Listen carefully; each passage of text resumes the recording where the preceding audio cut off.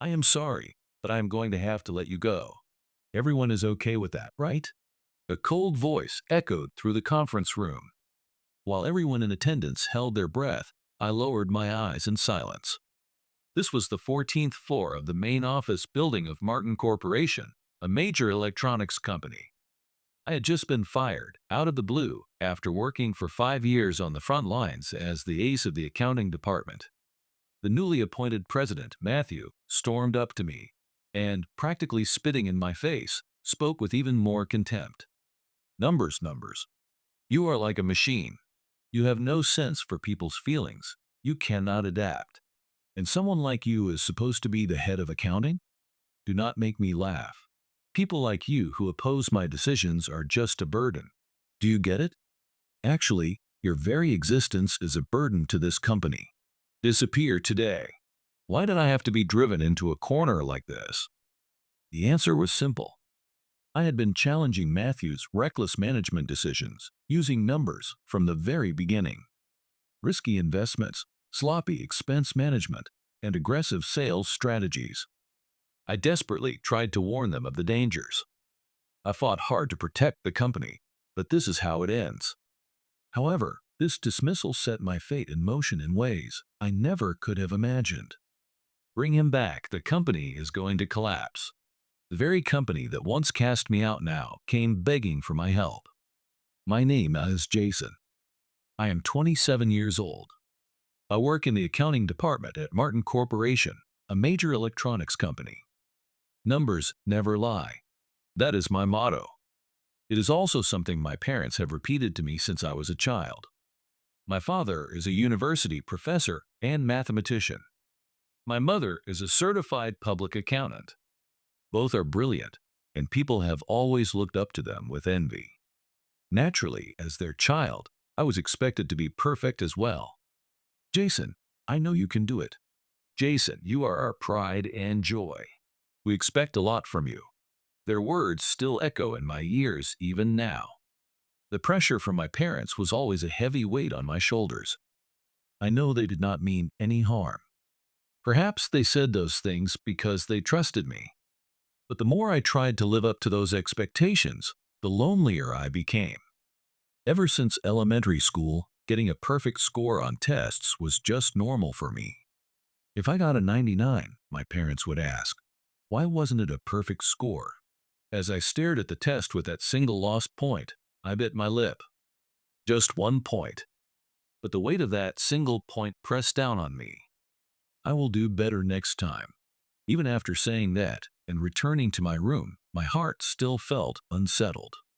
Is there really any difference between 99 and 100? That is what my classmates would say. But to me, it felt completely different. From that day on, the way I spent my free time changed. I sat in the corner of the classroom, working through problem sets over and over. I never wanted to make the same mistake again. Hey Jason, come play soccer during lunch. Sorry, I have to finish this first. Again?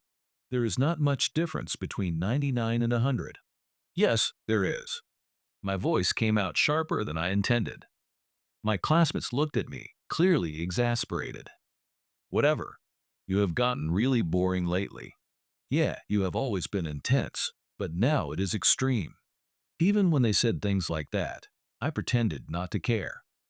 I did not have time to worry about that. I had to prepare for the next test. And so, I kept retreating further and further into my shell. What changed my outlook on life was when I was in high school. Through committee activities, I was assigned to create the budget for the school festival. While the other members just threw out rough numbers, I analyzed the previous year's expenses in detail and allocated the budget item by item. This is such a hassle. Just make a rough estimate. At first, no one liked what I was doing.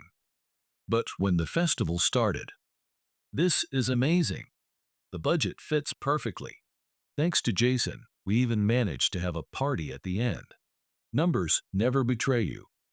People's feelings change. Someone you thought was a friend can suddenly grow cold. Plans to hang out another time just disappear without a word. But 1 plus 1 always equals 2. The answer to multiplication does not change. There is always a clear answer in division. Once I realized that, I started to feel a little more at ease. It was fine to be bad at dealing with people. It was fine to be bad with vague words. Instead, I had the unshakable support of numbers. Jason, you really are a numbers nerd. That sort of comment did not hurt me anymore. In fact, I was proud of it. This was where I belonged. In the world of numbers, where there are always clear answers. That is why I chose to study business at college. And when it was time to look for a job, I went straight for accounting without hesitation. As long as I worked with numbers, I would not have to worry about human relationships. That is what I thought. Martin Corporation is a medium-sized electronics manufacturer with a proud 50-year history. Its main products are industrial motors and control equipment. In particular, its energy-saving motors are among the industry's best. There are about 500 employees. It is a company that has continued to grow steadily through sound management. Jason, could you check the depreciation schedule for this new equipment investment? It has been 5 years since I joined the company. As the ace of the accounting department, all the important matters end up on my desk. From analyzing sales data to double-checking investment plans, I handle it all. Whether it is equipment investments for new product development or profitability analysis for overseas factories, I can immediately spot small numerical errors that other employees might overlook. That is impressive, Jason. It is a relief having you here. Mr. Martin would often say things like that to me. He especially valued my judgment when it came to cost calculations and profit forecasts for new products. However, that recognition was a double-edged sword. I also heard whispers from others that I was inflexible and hard to work with. Well, maybe I could not blame them. Even in meetings with the development department, I avoided unnecessary conversation. To engineers excited about their new product ideas, I would lay out cold, numerical judgments. At the very fastest, it will take 7 years to recoup the investment. By that time, competitors will likely have developed similar technology. From an Roy's standpoint, the risks are too high. Why did you think it would be worth it to approve a project that might not turn a profit for 7 years, even with this amount of labor and capital? The atmosphere in the meeting room froze instantly. I am aware of how I come across, but I believe that issues that cannot be contained in my heart should be voiced. I politely decline invitations to after-work gatherings and do not participate in small talk. I usually eat lunch alone. This is the lifestyle I have chosen for myself. By keeping my distance from others, I avoided the risk of getting hurt. I know firsthand that getting too close to people just leads to complications down the line. This should be correct. Today, once again, I am facing rows of numbers on my monitor. It is a financial plan for building a new factory. The numbers dancing in their Excel cells are the best friends I could have asked for. Numbers never betray you. That is what I believed. But then, something happened that shook that conviction to its core. Mr. Martin has collapsed. At the sudden shout, I looked up from my desk in the accounting department. My hands, busy organizing documents, stopped moving. All the employees on the floor were buzzing with anxiety. I could hear the siren of an ambulance approaching, getting closer. Mr. Martin. The gentle Mr. Martin had collapsed? To me, Mr. Martin was more than just a boss. Ever since I joined, he had often praised my work in accounting, and sometimes gave me strict guidance when I needed it. Because of my skills with numbers, he often had me accompany him to negotiations with major companies. That evening, an all-employee email arrived. As of today, Vice President Matthew will be serving as acting president. A bad feeling crept over me. Matthew. He is Mr. Martin's only son, who had held a director position until now. Even at board meetings, I often found myself questioning his statements. He always pushed for reckless expansion and dismissed the company's traditionally careful management style. I faced the next day filled with anxiety. Hey, Jason. Early in the morning, I was summoned to the president's office, where Matthew sat looking down on me. Dressed in an expensive suit, with the latest smartphones lined up across his desk. How long do you plan on sticking with the old way of doing things? Excuse me? Look at these financial statements. Sure, we are in the black, but it is not enough. We need to be more aggressive in our management. But if you consider the current economic situation, enough. What would a paper pusher like you know? Matthew's voice boomed through the room. Startled by his sudden outburst, I stepped back.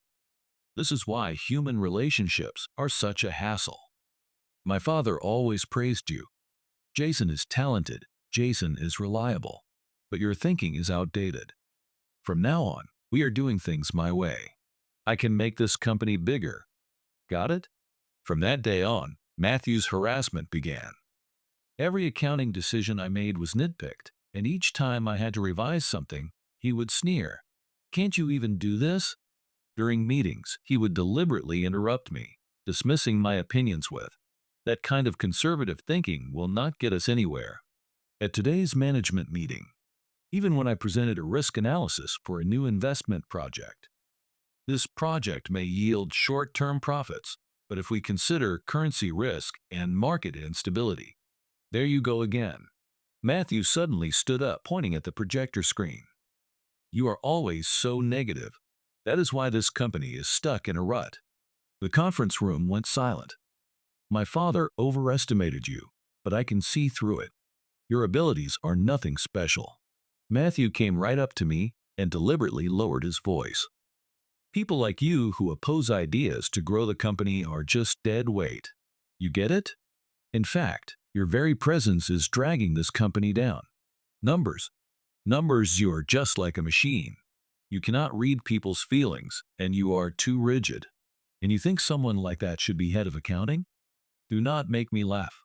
Matthew grabbed my materials and tossed them on the table, mocking me. I am going to make this company bigger my way. Cowards who just sit there nitpicking the numbers can stay out of my way. That was just the beginning. After that, Matthew made one reckless management decision after another. High-risk investments, careless expense management, aggressive sales strategies. I tried desperately to put a stop to it. I stayed late into the night, preparing documents, analyzing data, and continuing to warn him. But my warnings fell on deaf ears. Thanks to that, my workload only increased. I spent my days fixing the unrealistic numbers that resulted from Matthew's wild plans. In the accounting department's document preparation room, I was quietly working on Excel as usual. The clock read 7 p.m. No one else was around. Once again, it was just me and the numbers. Or so I thought. Oh, the lights are still on. Are you here this late?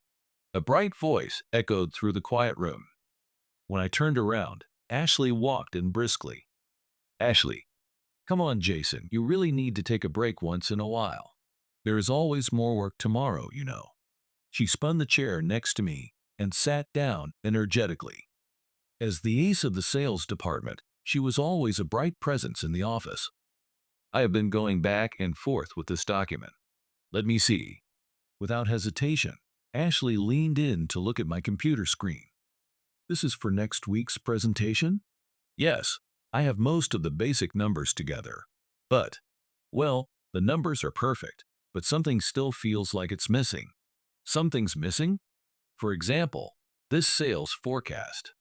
These aren't just numbers, they're proof of the growth of both companies. If these numbers become reality, just think how many people will be happy and how many possibilities will open up. She started writing diagrams and phrases on the board one after another. In no time at all, my document looked like an easy-to-understand brochure. This is amazing. It's so clear. The words slipped out before I realized it. Right? Ashley flashed a big smile. She's so good with words and diagrams that people call her a genius at creating presentations.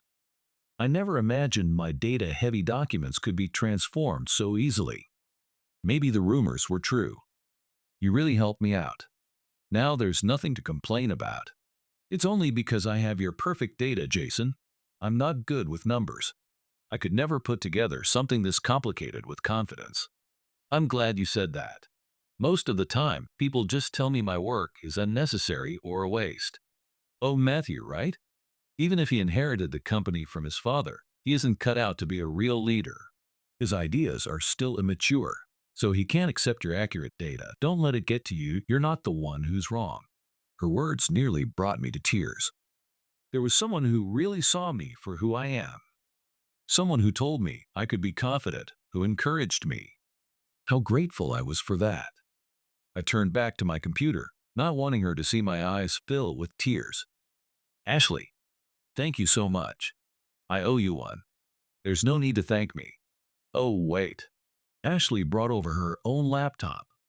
This is the data for my project, but I just can't seem to organize it.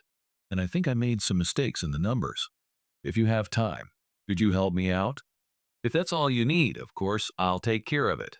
That exchange was the start of a really great relationship between us. Whenever I got stuck making a presentation, Ashley would help me out. Whenever Ashley struggled with the numbers, I would pull them together for her. It really was a win-win relationship, covering for each other's weaknesses. Because of it, I felt like our work pace had doubled. Actually, it really had gotten faster. Ashley seemed to feel it too, and we started having meals together more often to celebrate finishing our projects. Jason, don't these numbers in the financial statement look strange? One day, Ashley pointed to a document in front of her, looking worried. Sure enough, something was off. Those numbers were clearly unnatural. But I could explain. Oh, that's because the standards changed, so you can't compare it with last year. We need to recalculate everything using the new standards. Then I heard a snide voice from behind us. Well, you really are a numbers nerd. Maybe that's why you never get your work done. You're always worried about stuff like that. It was Matthew. Lately, even when he didn't have a reason to see me, he went out of his way to pick on me. Matthew. Ashley stood up. Jason checks the numbers carefully to make sure they're accurate. How can you say that slows down the work? Ashley. Matthew gave her a sly grin. You sure go out of your way to defend Jason. Maybe you're two of a kind. What's that supposed to mean? People who are not raised right really are different, especially someone who grew up without a father. Ashley does not have a father? I do not know the details, but using that as a way to insult her is just too much. I stood up and glared at Matthew. Judging someone by whether or not they have a father is a pretty low way of thinking, isn't it? Or are you just admitting that you are only living off your father's reputation? Sure enough, Matthew's face twisted with anger. Jason, as a leader, is there anything more foolish than this? Hurting employees who speak up, lowering their motivation, is that really the kind of behavior an acting president should be showing? A quiet stir ran through the people around us. Matthew's face turned bright red. He seemed to be searching for something to say, but could not find any words. He just kept opening and closing his mouth. Someone like you. Someone like me, you mean? I smiled. Yes, maybe I am a numbers nerd, but at least I can understand people's pain. I can also see the truth that the company's numbers are showing us the danger in our current management. Matthew opened his mouth like he wanted to say something, but in the end, he just turned on his heel and left. As silence fell, I turned to Ashley. There were tears shining in her eyes. I'm sorry, she said in a small voice. There's nothing for you to apologize for. You did nothing wrong, Matthew, just has no decency. Ashley nodded slightly. I was a bit worried, but that day and the next, she was her usual self. The first time I noticed a change was on a Friday night, after a string of late nights at work. It was the end of the month, when overtime always piled up. That afternoon, I had been out for a meeting with a client. I was a little concerned about Ashley's document preparation, but the meeting went smoothly. Normally, I would handle all the numbers-related document prep for Ashley, but that day I had something I could not skip. I made all the materials you'll need by this evening, so they're ready to go. I told her that morning before I left. She gave me her usual bright smile and nodded. Thank you. You always do so much for me. Don't worry about it. I just like working with numbers, that's all. That is what I said as I left the office, though I thought I saw a faint shadow cross her face. But I didn't think much of it at the time. The meeting ran longer than expected, and by the time it finished, it was already getting dark outside. When I checked my phone, I saw several missed calls from the office. All of them were from Matthew. I sighed. Again? Lately, he had been asking for oddly specific checks on the numbers. He was probably trying to catch me in a mistake.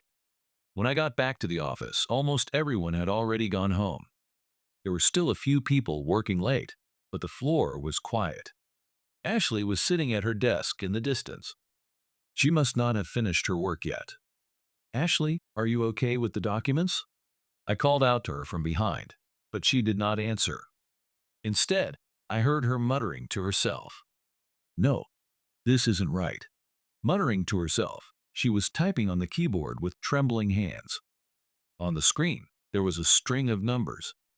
It looked like a report of sales performance. These numbers again. That voice did not sound like the Ashley I knew. It was trembling, hoarse, and filled with fear. Ashley. I called out again, louder this time, and she spun around as if startled. Oh, Jason. Her face was pale. Her hair was stuck to her forehead with sweat. Both of her hands were shaking uncontrollably. What's this? I glanced at the screen and saw an email from Matthew open. Ashley, I want you to make the materials for tomorrow's board meeting. Compare the actual results by department for the last 5 years, with detailed numbers.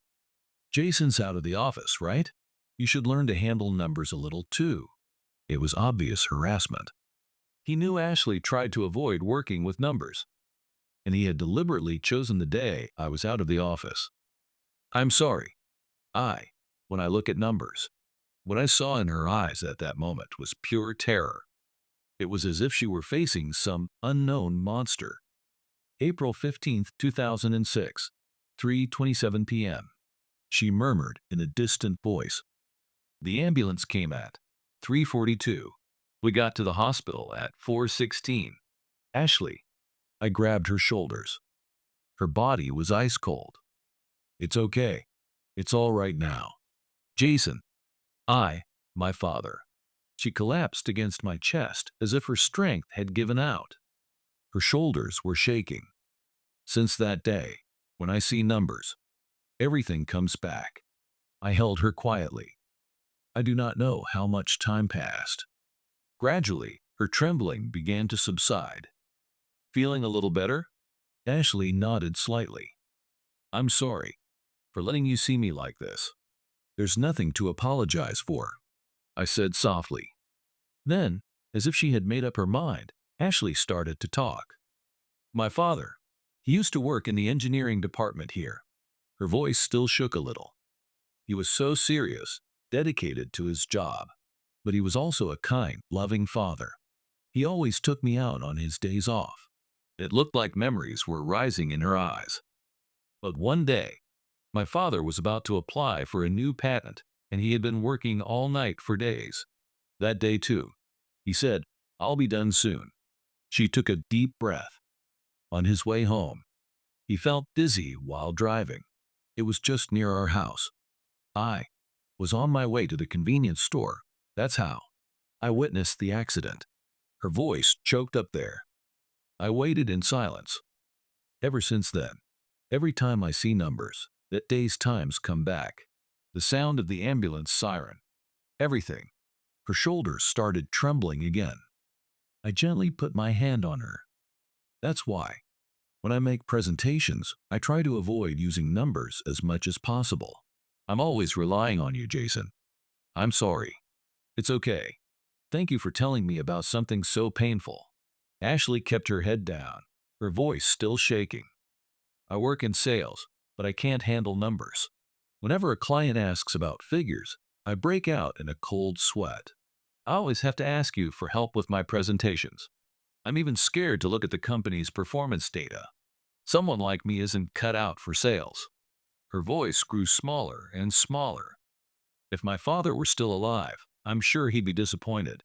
To think that his daughter, who he was so proud of, can't even handle a few numbers. I'm just a burden to everyone around me.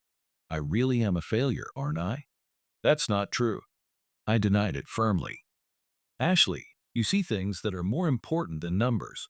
Relationships with clients, the feelings of employees, the company's future.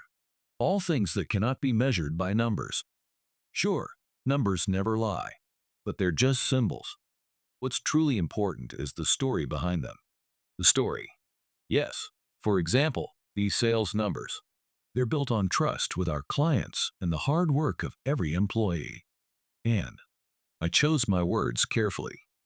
They also carry the hopes of the people who have supported this company, like your father. New tears welled up in Ashley's eyes. But this time, it was different. They were not tears of fear. Jason, it's because you can tell the story behind the numbers, Ashley, that you have something special to offer. She nodded quietly. The look of fear from before was gone from her face. Thank you. And one more thing, I said, standing up. I'll take care of the materials for tomorrow. I'll talk to Matthew myself. But it's fine. In fact, I gave a slightly mischievous smile. I'm going to use the numbers to point out the contradictions in Matthew's instructions. Ashley gave a small smile. Relief was clear on her face, and I felt a little relieved too. Actually, I've been through something a little like that myself. As I got back to work on the materials, I told her my story.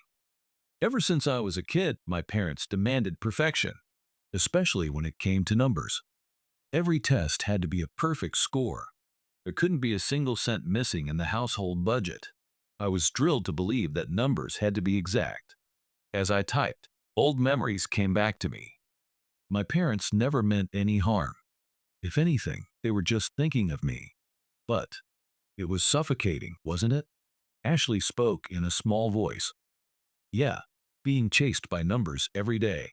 It felt like I couldn't breathe. What changed things for me was meeting a certain professor in college. A professor? Yeah, he was a renowned expert in accounting and led my seminar. As I looked at the rows of numbers, the memories of that day came back vividly. One day, I brought my carefully calculated financial analysis to his office. The numbers were perfect, flawless. I was sure of it. And the professor looked over my work and said, Jason, do you see the story these numbers are telling you? Ashley's eyes widened a little. At the time, I didn't understand what he meant. Numbers are just numbers, I thought. I couldn't see a story in them. But the professor didn't give up.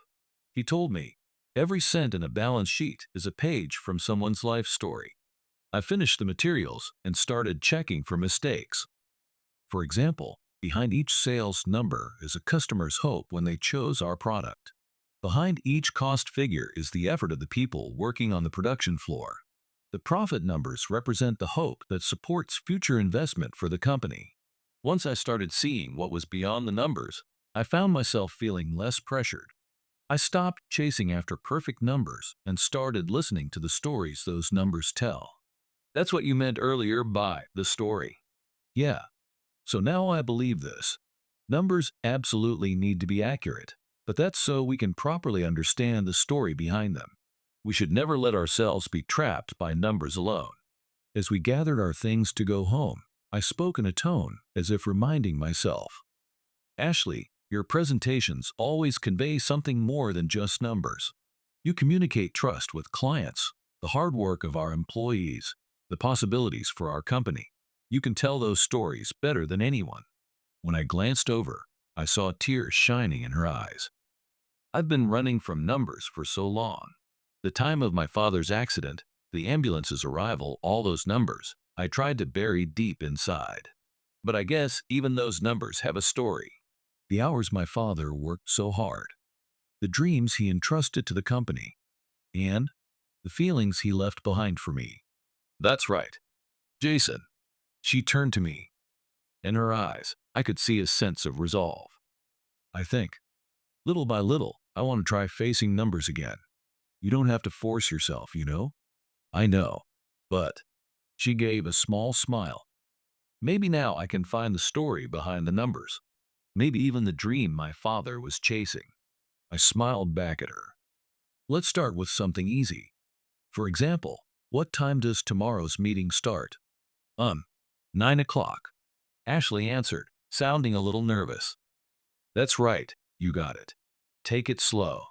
She nodded. And now, there was no sign of fear left on her face. Instead, there was a small but definite light of hope. Okay, see you at 9 tomorrow. She said that as we parted. There was a new strength in her voice that hadn't been there before. After that, Ashley began to face numbers in her work. She asked me questions about figures and even started putting together data herself. It was good to see her gaining new skills and confidence until one day something happened. It all started during the closing process for the quarterly accounts when I first noticed something strange. What is this? I looked at the numbers on the screen over and over. There was a department showing a sudden surge in sales. But when I checked the details, something didn't add up. A big new client? As I checked through the transaction data, I saw several company names listed. All of them had been established recently, and when I checked the addresses, they were all just small offices in ordinary buildings. And the transaction amounts were shockingly large. No way. A chill ran down my spine. Accounting fraud. And on a very large scale. Jason, is something wrong? Ashley's voice snapped me out of it. Oh, it's just something that caught my eye. So, more overtime? A little. It's not a big deal. I smiled at her. I did not want her to worry. That night, I stayed late at the office, continuing my investigation. The more I looked into these clients, the more inconsistencies I found. And the one who had approved all these transactions was Matthew. I let out a long sigh as I saw his name listed as the approver on the screen. The next morning, I went straight to Matthew's office. What is it? It's early. Matthew looked at me with clear irritation. Yes, I have something to report regarding the financial statements. Make it quick. While reviewing each department's sales, I found some questionable transactions. His expression tensed for just a moment. Specifically, these new clients. I handed him the documents. Matthew glanced at them and tossed them on his desk without a care. So, if this continues, it could amount to accounting fraud. We need to look into the reality of these transactions. Jason. Matthew laughed. But there was no laughter in his eyes. Are you doing this for the future of our company, or do you have some other motive? What do you mean? Ever since my father got sick, our stock price has been falling. At this rate, the company is going to go under. You understand that, don't you? That still doesn't make fraud. Fraud? Matthew raised his voice. This is management strategy. It's just a temporary measure. But, or do you want to see this company go bankrupt? Do you want all our employees to end up out on the street? That's not.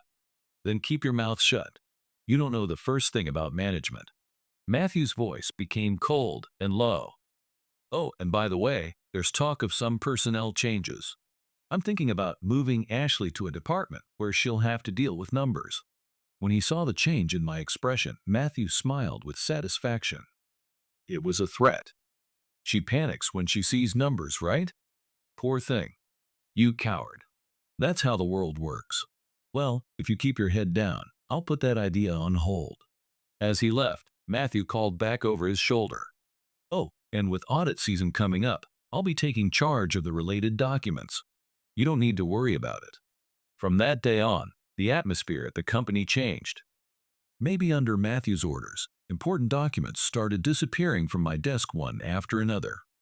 My computer access was restricted as well. Jason, what is this? A junior staff member in accounting showed me a document with a worried look. It was clear evidence of fraud. But I'll check it myself. I took the document from him, but by the next day, that too had vanished. Jason, haven't you been acting strange lately? One day, Ashley quietly approached me. Are you okay? I forced a smile, but the worry in her eyes didn't go away. Then, on a Monday morning, Jason, come with me for a moment.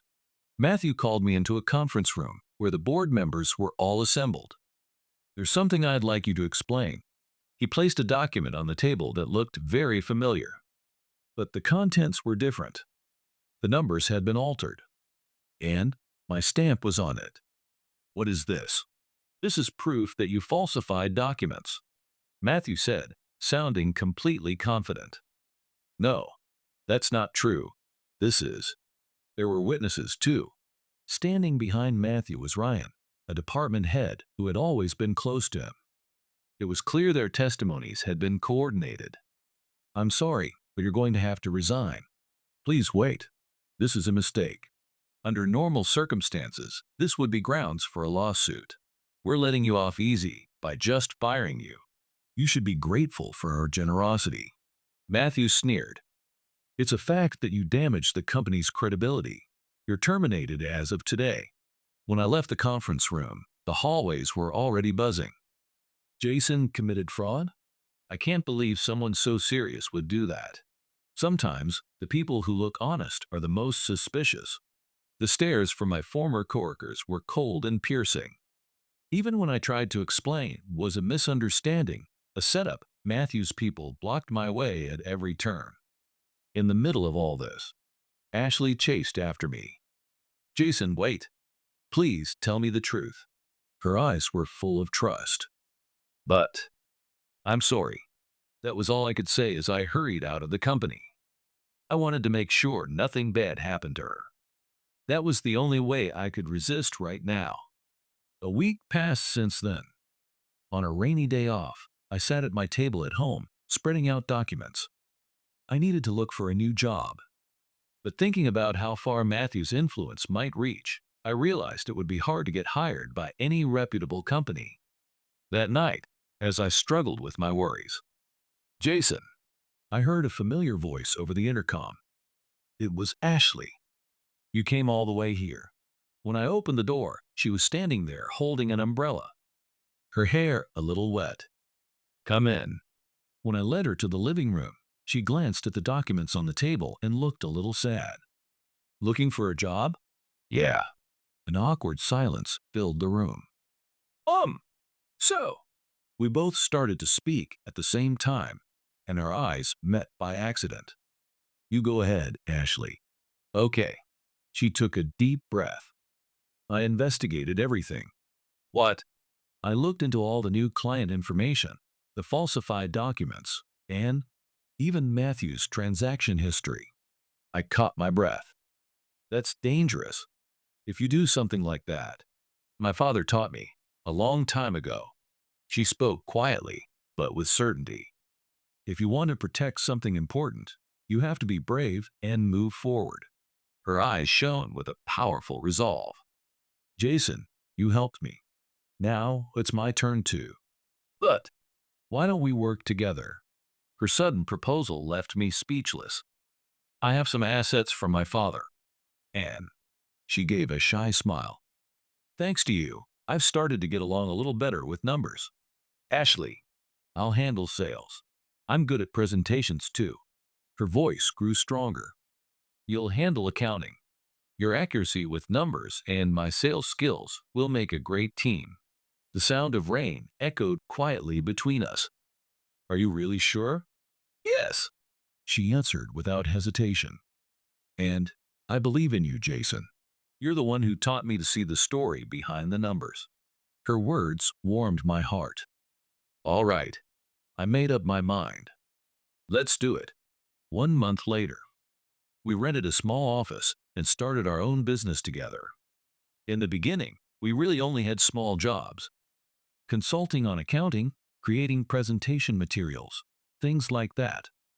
Jason, these numbers in the materials. Oh, right here. We leaned over the screen together. Where Ashley used to shrink away, now she faced the numbers without fear. There's a story hidden behind these numbers, isn't there? Her eyes sparkled. Seeing her like that, I felt a quiet pride. As the months went by, our work gradually began to grow. Ashley's skills in sales were truly impressive. She was a natural at building relationships with clients, and her presentations were always highly praised. One evening as we were heading home, Ashley spoke up. Jason, thank you. Huh. For what? For believing in me. For building this company with me. Her smile, illuminated by the streetlight, looked almost a little bittersweet. No, thank you. I smiled back. I got this far because you believed in me, too. A gentle night breeze passed between us. Just then, my phone rang. It was a number I didn't recognize. Hello, this is Jason. Ah. There was silence on the other end for a while. I wondered if it was a prank call when a low voice finally spoke. I have something to discuss with you tomorrow. Would it be all right if I came to your office? Yes. I'll be waiting. After I hung up, I stood there, frozen for a moment. Jason? Are you okay? Ashley peered at me with concern. Yeah, I'm fine. I managed to smile, but deep down, I felt uneasy. Tomorrow, something is going to begin. That feeling swelled inside me. And so, a few days later, I found myself visiting Martin Corporation's head office for the first time in 2 years. As I passed through the entrance, the familiar air hit my skin. Jason, this way. I turned at Ashley's voice to see her walking gracefully toward the elevator. Dressed in a black suit, she looked more dignified than ever. It feels kind of nostalgic, doesn't it? Ashley smiled as we stepped into the elevator. It was true. In this place, we had both faced so many hardships and then chosen a new path. Yeah, but I have no desire to go back. At my words, Ashley nodded quietly. Me neither. I pressed the button for the 14th floor, the floor where the accounting department used to be. When we entered the president's office, Matthew was immediately visible. Well, this is a surprise. I never thought a former employee who got fired would show his face here again. Matthew looked down at us with the same arrogant attitude as always. He wore a designer suit and an expensive watch. He looked impressive on the outside, but it seemed his true nature hadn't changed a bit. Matthew, it's been a while. Ashley stepped forward and greeted him pleasantly. There wasn't a trace of fear left in her expression. Oh, it's you, Ashley. Looks like your little business is doing well. Well, I guess a small-time operation can get by one way or another. Matthew spoke with a mocking sneer. But Ashley's expression didn't waver. By the way, Matthew, about the recent personnel changes. What? What are you talking about? I'm talking about the fact that our company has become the parent company of Martin Corporation. Matthew's face froze in an instant. What? What are you saying? Matthew let out a loud laugh. You too? Are you seriously trying to say that?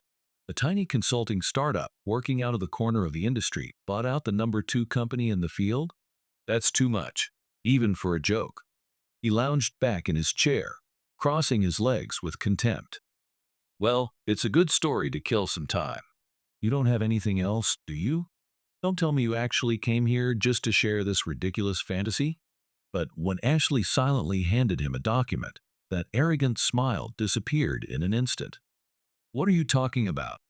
A small company like yours buying us out? Don't make me laugh. Did you really come here just to say something so absurd? Matthew's voice trembled. There was a faint sweat beading on his forehead. I don't blame you for doubting it. Even we didn't expect to come this far in just 2 years. Don't mess with me. You two are just failures. Especially Ashley, she couldn't even handle numbers. Totally useless. His words made my fists clench involuntarily. But Ashley stepped forward confidently, her expression calm and poised. That's not true. I used to struggle with numbers, but that's all in the past. What I do have is the ability to understand people. I can figure out what our clients really want and offer them the best solutions. That's my strength. That's nonsense. In fact, last year, my sales performance was the best in the industry. We grew new client acquisition by 300% year over year. Our contract renewal rate with existing clients is over 99%. Ashley's voice was strong as she listed the figures. There was no longer any trace of fear about numbers in her. And also, this time, I stepped forward. She has incredible balance. Sometimes, Sound judgment as a person is more important than just numbers. So what? Matthew's shout echoed through the room, but I wasn't afraid of his outburst anymore. Our rapid growth is thanks to her strength in sales. Her proposals always address the client's core issues. Our advantage is that we can see both the people and the numbers. Ashley continued. Jason isn't just an accountant. He's a financial expert who provides consulting for multiple firms. His ability to interpret the story behind the numbers is second to none in the industry. So what? What does that have to do with buying us out? At that moment, we heard the elevator doors open. Turning around, we saw the former Mr. Martin standing there. Matthew's father. Dad, why are you here? He had stepped down from management after his illness and now served as an advisor. For Matthew, the appearance of the former president made our announcement all the more real. They're not really buying us out, right?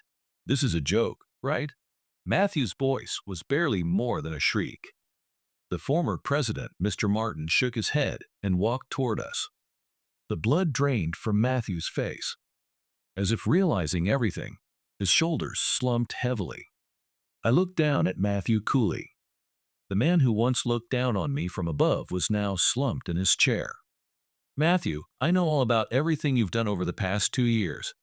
The sound of a file being placed on the desk echoed through the conference room. Illegal backroom deals, inflated expenses. I opened the file and began to read aloud, my tone calm and steady. First, you pressured clients into unfair discounts. If they refused, you spread false rumors to damage their reputation. In fact, the bankruptcy of Yamashita Electric was your doing. You have no proof. Matthew shouted. But his words echoed emptily. We have your email exchanges, phone records, and most importantly, Ashley gave him a cold smile. Your right-hand man, Ryan, has testified to everything. The color drained from Matthew's face. We have already submitted all this evidence to the police. What? As of yesterday, the investigation was completed. There are police waiting outside right now. Without looking at anyone else, Matthew clung to his father. Dad, please, do something. But former President Mr. Martin only looked at his son with sad eyes. What you have done has crossed a line that cannot be ignored. I'm disappointed in you. There was deep sorrow in his voice. No, you're wrong. Matthew suddenly stood up, pointing a trembling finger at us. You're the ones who ruined this company. Especially you. He shouted at Ashley. Isn't it obvious? How could an incompetent like you, who can't even read numbers, be called a sales ace? You only got in because your father worked here. And every time you see numbers you panic. How could someone like that go toe-to-toe with executives from major companies? Ashley's face tensed. Because someone like you is on the front lines in sales, our reputation suffered. During negotiations you couldn't answer when asked about numbers. What a joke. You relied on Jason for every presentation. Someone that useless. How dare you? How dare you? Enough. Former President Mr. Martin's voice thundered through the room. Matthew's words caught in his throat. This company exists because of Ashley's father. Huh? Dad, what are you saying? The former president slowly stood and walked to the window. The evening sky outside was deep red. His voice mixed nostalgia with deep regret. When the company was still small, Ashley's father and I used to dream together all the time. His eyes seemed to look far into the past. With this technology, we can make people's lives better all around the world, he used to say, his eyes shining. We would talk about new ideas late into the night. That's how that patent was born. Turning back from the window, the former president spoke with conviction. The new control system for energy-saving motors. Thanks to the technology Ashley's father developed, our products became industry standards. It reduced energy consumption by 40% compared to previous models. It was a groundbreaking invention that saved client companies millions of dollars a year in running costs. He looked down at the documents on the desk. That one patent tripled the company's sales in 5 years. Licensing fees from major corporations poured in, and even today, 30% of our revenue comes from that technology. This head office building was only possible because of that patent income. Emotion welled up in his voice, and he handed over all the patent rights to the company. This isn't just my technology. It's the company's shared asset, he said. Ashley's eyes filled with tears. The morning the patent was approved, he called me with a huge smile and said, "Mr. Martin, our dream just took another step forward." Those were his last words to me. The former president's voice broke. When I got the news of the traffic accident, I blamed myself. I should have watched his health more closely.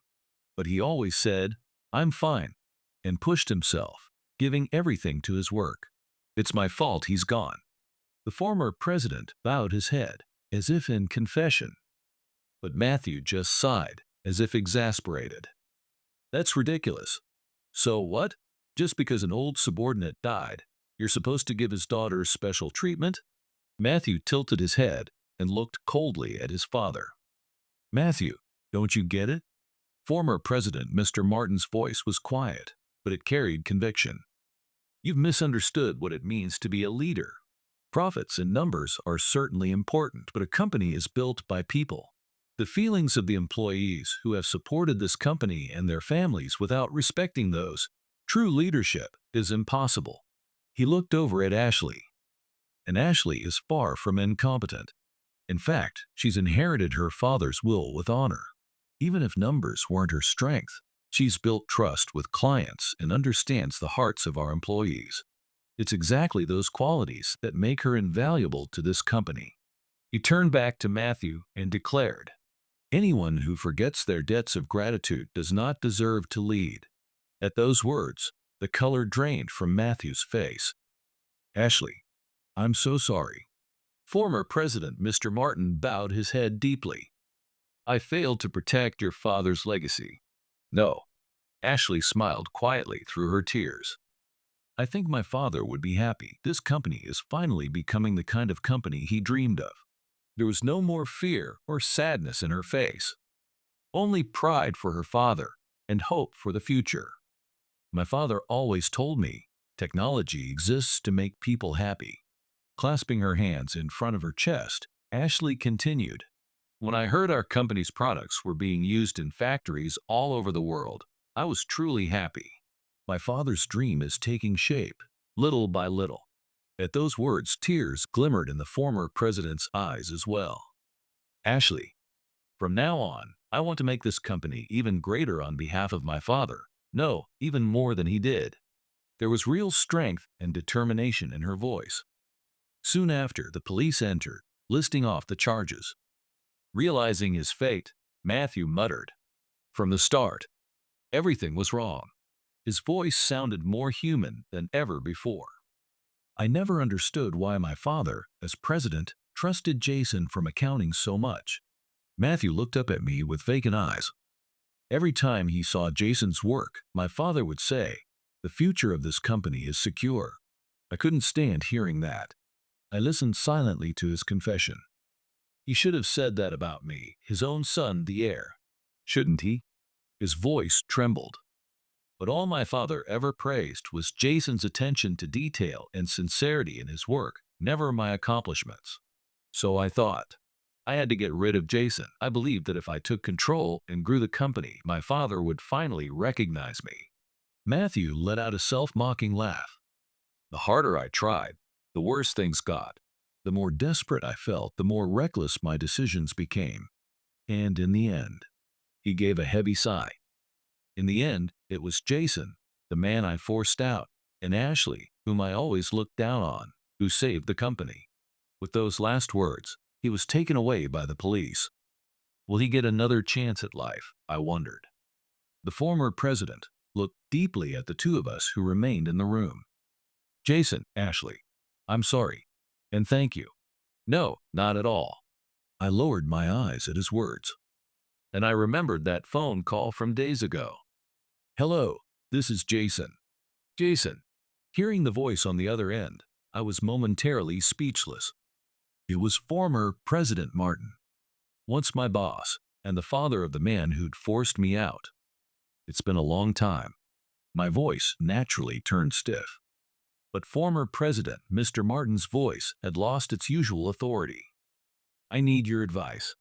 Hearing that, I leaned back heavily in my chair. I remembered the last words I'd said to him when I left the company. With Matthew in charge, the company was in danger. If things kept going this way, every employee could end up out on the street. I'd secretly met with former President Mr. Martin and told him that much. I believed he would at least listen to me. I'd never forgotten the look on his face that day, torn between trust in his son and his responsibility as a business leader. You were right, Jason. His voice was trembling. I heard Matthew started making reckless investments. The shareholders are nervous. At this rate, I let out a deep sigh. I had suspected this might happen, but I didn't think it would come so soon. When Ashley and I started our company, the advice you gave us was a huge help. I'm really grateful. Oh, back then, I just wanted to take a chance on your passion. There was a bit of warmth in his voice. This time, let us return the favor. Thank you. Please, I'm counting on you to take care of the company. After that meeting, I contacted Ashley right away. She understood immediately. That's how we started gathering evidence of Matthew's wrongdoing, leading us to this moment. Jason, former President Mr. Martin looked at me. I'm truly glad I left things to you. I was not mistaken about you. I shook my head. No, it's only because Ashley and I did this together. Without her, I'd still be just an inflexible accountant. Ashley smiled a little shyly. Honestly, without you, Jason, I probably would have kept running away not just from numbers, but from everything. Former President Mr. Martin watched our exchange with a warm gaze. To think your company would grow this much. Yes, it's all thanks to the advice you gave us. No, the credit belongs to both of you. I only planted a seed. You're the ones who nurtured it into something great. He smiled quietly. A year has passed since then. Please review the third quarter financial report. As I handed out the materials in a sunlit conference room, I found myself smiling. The time of closing the books, once something I used to dread, now felt like the beginning of a new story. Mr. Irving, these are excellent numbers. Former President Mr. Martin, now senior advisor, nodded in satisfaction. To recover the company so much just 1 year after the buyout.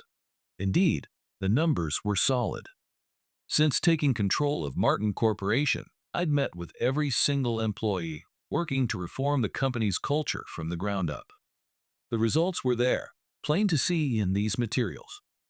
No, it's thanks to everyone here. I glanced around the conference room. Former employees of Martin Corporation and new members from our company sat side by side, without distinction. Mr. Martin. Ashley spoke gently to Advisor Martin. You went to see Matthew, didn't you? How is he doing? At her question, Mr. Martin's face softened. Yes, he's spending his days in reflection and is starting to relearn business management from the ground up. I see. He seems to be finding a new path for himself. He's studying how to rebuild companies that have gone bankrupt as part of a rehabilitation program. I smiled quietly to myself. Maybe that's his own way of making amends. Bathed in the gentle spring sunlight streaming into the office, I sat at my desk and thought back. My childhood, always expected to be perfect. Those lonely days, unable to change my inflexible nature. My time in accounting, focused only on numbers. Now, I realize every one of those things has become a precious asset. It's exactly because I was inflexible that I could stand up to wrongdoing without compromise. That habit of seeking perfection became the foundation for rebuilding the company. And, above all, by learning to understand the stories behind the numbers, I've learned to reach people's hearts. Still working? Suddenly, I heard Ashley's voice. When I turned around, she was holding a small paper bag. Oh, it's this late already. I didn't notice. Don't overdo it, okay? And here. She handed me a homemade lunch, looking a little shy as she did. I figured you'd probably end up staying late again. I felt my cheeks warm a little. Her caring gestures had become an everyday part of my life without me realizing it. Thank you, but maybe, once in a while, We could go out for dinner instead. Mid-sentence, I realized what I was saying and fumbled for words. Oh, I mean, not that there's any special reason. She laughed softly. Yes, I'd like that. Her reply came more naturally than I expected. Actually, I was thinking the same thing. She glanced at the proposal on my desk. Now that things have settled down, I'd like to spend more time together outside of work, too. Cherry blossoms danced outside the window, announcing the start of a new season. After my father passed away, I devoted myself completely to work. She gazed into the distance with a look of gentle remembrance. But after I met you, Jason, I started to change a little at a time. In a good way, of course. Me too. I gently took her hand. I hope we can keep walking forward together from now on, not just as work partners. Yes, I feel the same way. In that moment, the sunlight flooding into the office seemed almost impossibly bright. Everyone is bound by something. Trauma from the past, the expectations of others, or their own shell. But sometimes, those very constraints become our greatest strength. What matters is facing what binds us and finding a way to use it, and treasuring the bonds we create with the people we meet along the way. There's always a story behind the numbers, and the true protagonist of that story is, and always will be, the human heart. Even today, I find myself thinking about that as I start on a new financial report. Beside me sat the lunch she had made for me.